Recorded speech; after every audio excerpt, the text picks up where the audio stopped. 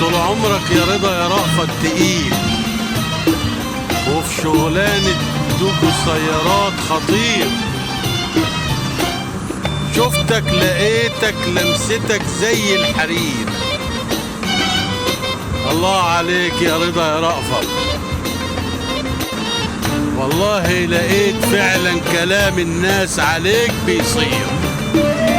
في مهنتك معلم، وايدك دايما بتتكلم، والنبي ما تنسى وصيتي ليك يا معلم. انا محتاج عربيتي اشوفها بتتكلم وتحس بلمستك الحرير اللي دايما منورة، وفي معجونك ورشك مسيطرة حبيبي.